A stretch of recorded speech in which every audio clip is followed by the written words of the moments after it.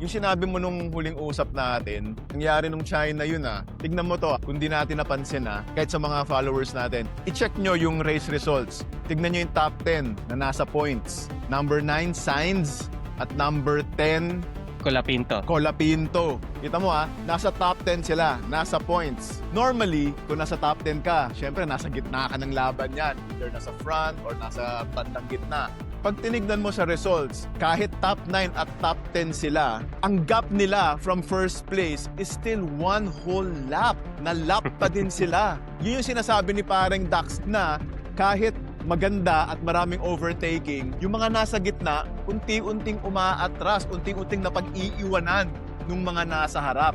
Yan ang perfect example. Top 10 na sila, pero na-lap around pa rin sila. Kasi during the first stint, bago mag-first pit stop, yung gap nasa 5 seconds, 6 seconds from the top 4, yung top 5. Pero after ng first stint, after nilang mag-pit, biglang, 20 seconds na yung gap ng top 4 dun sa P5.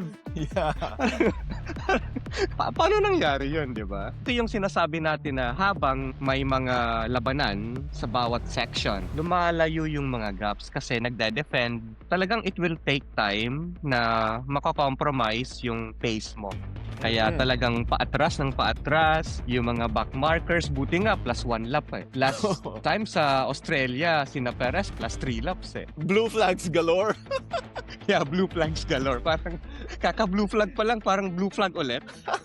Totoo nga kahit nga dun sa harap, nangyari na yun di ba? Habang nagsasagupaan yung magkakampi na si Charles at si Lewis, si Antonelli, tuwan-tuwa, palayo ng palayo dun sa dalawa, di ba? Kaya lumayo din sina Hamilton tsaka si Leclerc kay Russell. Kasi the whole race, naglalabanan yung dalawang Ferrari boys Yeah, ang ganda tignan Paano nangyari yun na hindi sila nagbungguan? Ang daming close encounters nung dalawa. Woo! Sarap Sarap kumain ng popcorn habang nanonood talaga